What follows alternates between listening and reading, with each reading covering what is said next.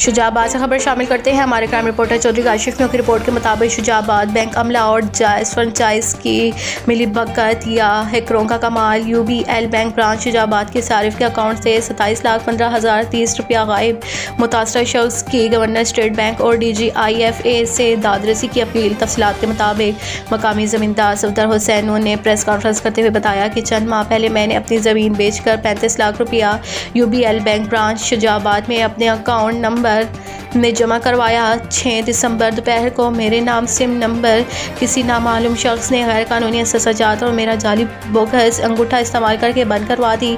नामालूम शख्स मेरे मज़कूरा bank account से मुख्तलिफ औकात में वक्तन फ़वक्तन रकम निकालता रहा। मैंने जायज़ फ्रेंचाइज से जैसे ही सिम एक्टिव करवाई तो बैंक की तरफ से फ़ौरन ही 36,870 रुपये की ट्रांजेक्शन का मैसेज आ गया। मैंने बैंक जाकर अपने अकाउंट की डिटेल निकलवाई तो मुझे मालूम हुआ कि किसी नामालूम शख्स ने मेरी सिम गैर कानूनी तरीके से बंद करवा कर मेरी सिम नंबर पर कोड सेंड किए और मेरे बैंक अकाउंट से एक ही रात के मुख्तलिफ औकात में मुबल्लिग 27,15,030 रुपये बजरिया फ़ंड ट्रांसफ़र निकलवा लिए। मैं अपना बैंक अकाउंट ब्लॉक करने के लिए गया तो बैंक के अमले से पूछा कि मेरी इजाज़त के बगैर मेरे अकाउंट से मेरी इतनी बड़ी रकम कैसे ट्रांसफ़र हो गई। बैंक वालों ने मेरी एक ना सुनी और उल्टा मुझे संगीन नताइज की धमकियाँ देने लगे।